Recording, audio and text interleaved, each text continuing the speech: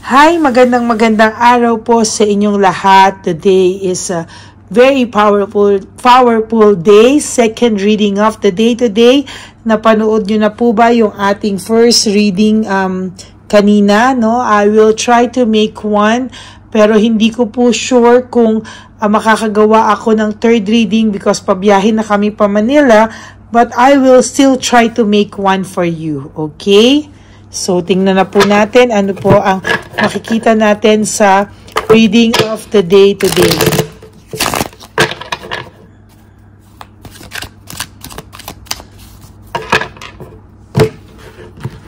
Pili na po tayo ng 10.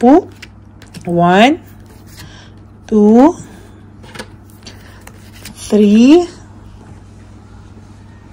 3. Teka po, para maliwanag na. 3,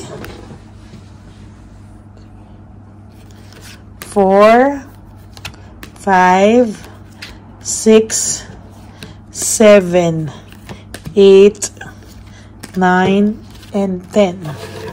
Napanood nyo na po ba yung tatlong readings kahapon? Thursday, no? Still a very powerful readings po, no? Sana po ay inyong napanood na po yung tatlo and yung kanina na first reading of the day natin.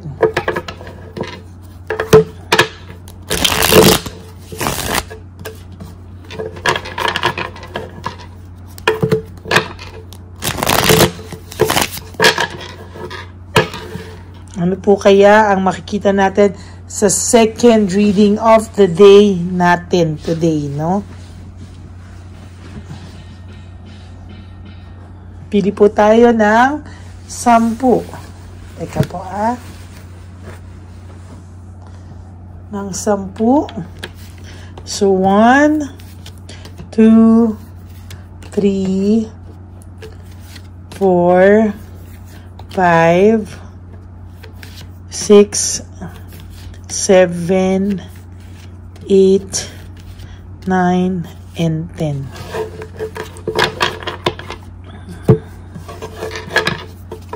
Okay.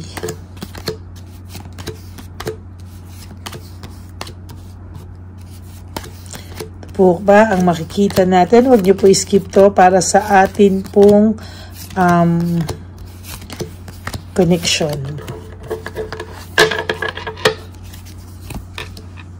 Sudden awareness, choosing happiness.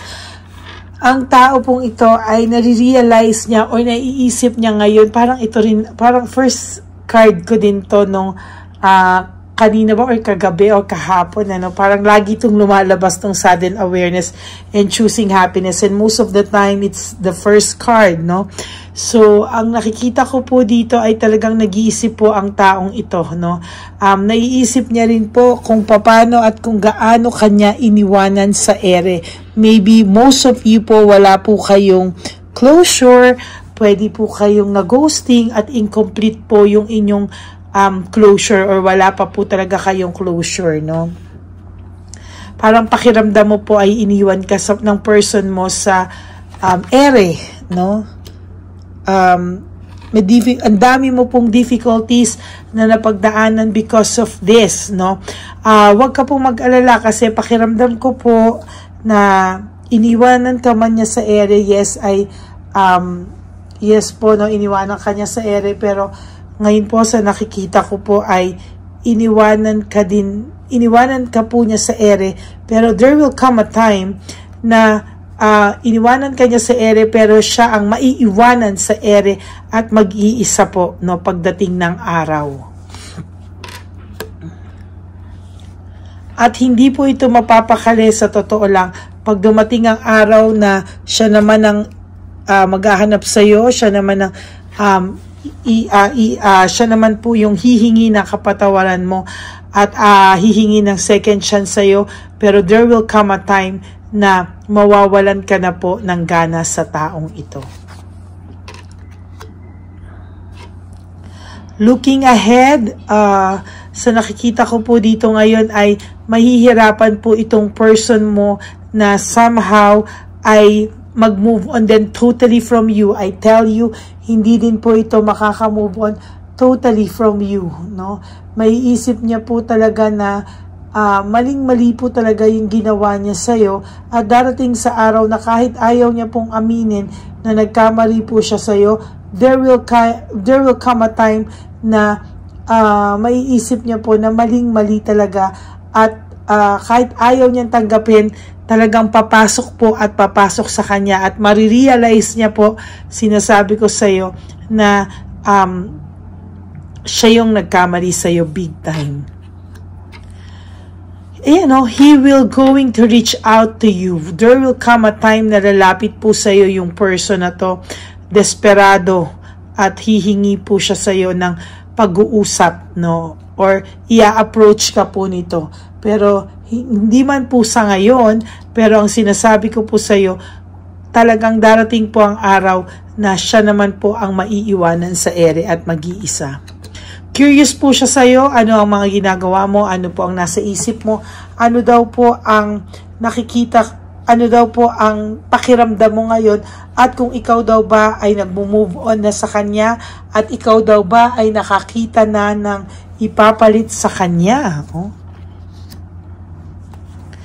Anger and arguments, sa totoo lang po, ang person na ito ay, so makikita ko parang siya pa po yung nagalit sa iyo, no? Siya pa po yung naggalit-galitan, at siya po yung nagpabiktima, no? Parang pinapalabas niya po dito na siya pa po yung nasaktan sa iyo, siya pa po yung nabiktima mo, at ikaw ang may kasalanan sa lahat ng hiwalayan niyo, kaya siya nawala ng gana sa iyo. But all stories like that is a false success. Hindi po totoo, wala pong katotohanan. Kaya sa nakikita ko po ay wag ka pong mawala ng pag-asa, lalabas po ang katotohanan. No? Magkakaroon din po kayo ng clarity, sharp mind, darating din po ang oras na mapapagod ka na po, at darating din po ang oras na wala ka na po halos pakialam sa kanya. And to be honest with you, maiisip mo pa rin po na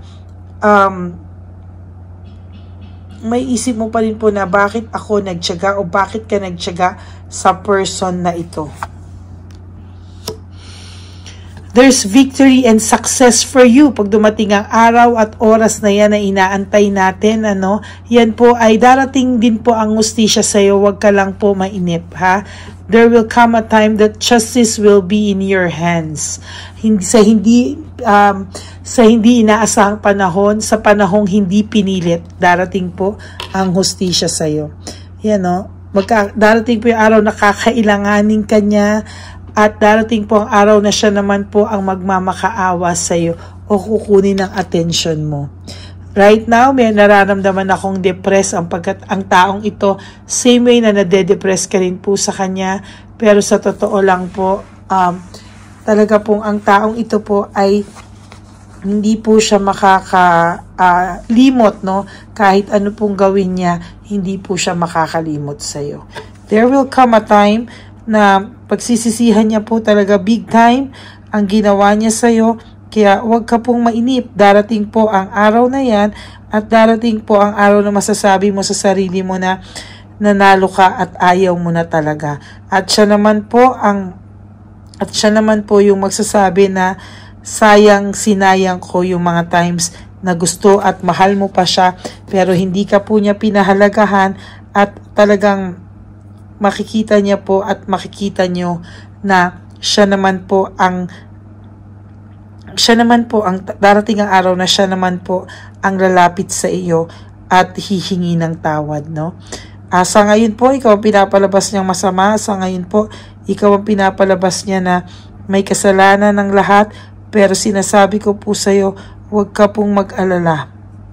Mababaliktad po ang pangyayari, Malalaman mo po at malalaman po niya na hindi po sa lahat ng oras ay nandyan ka para sa kanya. There's lack of balance. Hindi niya po mabalanse ang mga nangyayari ngayon, Ang pakiramdam po ng person mo is somehow ay talaga pong humihingi siya ng parang atensyon, humihingi siya ng parang simpatsya sa mga tao, Ang pakiramdam po niya ay hindi niya po kakayanin kung siya yung lalabas na masama, siya po yung lalabas na nag-cheat, Kaya ang gumagawa po siya ng dahilan, ng reason, ng justice, para po ma-justify lahat, no, ng ginawa niya po sa iyo, at hindi po siya yung lumabas na masama. As a matter of fact, ikaw po ang pinapalabas niyang masama kasi ayaw niya pong lumabas sa mga tao na siya po yung naging masama sa samahan, dahil mahal na mahal mo po ito eh. Kitang-kita po ng mga tao, pero ikaw pa rin po ang pinalabas niyang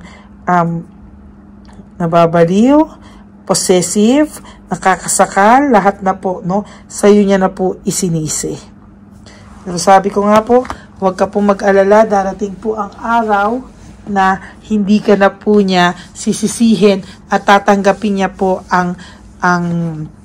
tatanggapin niya po ng maluwag sa loob na siya ang nagkasala. Okay? There's immaturity and rudeness. Naging rude po ang person na to sa'yo sa mga oras na ito. Siya po ay naging rude sa'yo, no? At sa totoo lang po, ang taong ito po ay hindi niya po naiisip kung ano po yung consequences ng mga ginagawa niya po sa ngayon. And as a matter of fact, hindi po lumalabas sa cards nyo ngayon, ano, na na-realize niya yung mga consequences, but there will come a time na hindi niya lang nare-realize, pero darating po ang oras at araw na sasabihin niyang ito pala ang consequences ng mga pananakit ng damdaming nagawa ko sa kanya. Kailangan mo pong mag-ipon, no? You have to take care of yourself, be happy, love yourself, enjoyin mo po yung buhay na meron ka, at wag ka po sa kanyang mag-focus lamang. Have a satisfactory life, maging satisfied ka po, at hindi po masamang gastusan ng sarili. Darating po ang araw na magiging stable ka po, financially at sa pakiramdam mo, at ito po yung araw na babalik siya sa iyo kung kailang hindi mo na po siya inaasahan at hindi mo na po siya kailangan. Masyado ka pong naging mabait at maging mapagbigay, kaya ngayon po maging mapagbigay ka sa sarili mo, at alam ko po darating ang araw na hindi mo na po pagsisisihan na naging mabuti ka naman din po sa sarili mo.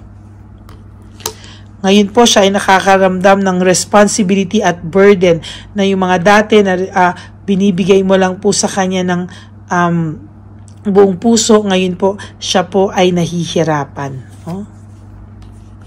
No direction, wala pong direksyon ng buhay nito, very unpredictable. Paulit-ulit ko po yung nakikita, yung barahang niya na no direction and very unpredictable. There will come a time, sabi ko po sa yan, no, sudden awareness, choosing happiness. There will come a time kahit hindi mo po hilingin at hindi mo na po idasal. There will come a time na marirealize niya po talaga na iniwanan kanya sa ere, pero darating ang araw siya ang maiiwanan sa ere at mag-iisa at magsisisi. So that's it for your second reading of the day today. Maraming po salamat sa inyo, sa aking solid and ever loyal na mga Lady Elena friends, family, and subscribers. Know that mahal na mahal ko po kayo, at nandito lang po ako palagi para sa inyo. I have a commitment for you. Kahit nasaan po ako, you will always have my reading, kahit ano pong mangyari. Okay? Sa mga bashers po, wala po tayong bad vibes dito. Good vibes lang po dito. At bawal po ang mga bad vibes. Thank you so much po, and maraming pong salamat sa lahat. If you wish to have a private reading with me, you can message me po at Lady Lee Elena. Nasa dulo po yan ng ating video. Diyan nyo lang po ako contact. No? That's my only official and legit FB account. Paki-follow nyo na rin po yan para if ever mag-random po ako, makita nyo po na kayo po ay aking matawagan at makamusta. Yan, okay? So, yan lang po. No skipping of ads po. Please, tulong nyo na po yan sa ating channel. Kahit po medyo matagal-tagal yung ads po, tsagot na lang po. Thank you so much po. And if you want to give me a super thanks, I would really love and appreciate that po from the bottom of my heart. Yan. I would love and be grateful for your support. Yan. Maraming Maraming salamat po. So life is too short. Don't make it shorter by stressing yourself from all the pains and heartaches na binigay po sa inyo ng kahapon. Just surrender everything to the divine universe and just let go and let God write your life and love story. I will be back for another set of reading. Huwag po kayong mawawala. At nandito lang po ako palagi para sa inyo. Okay, God bless you everyone. Bye!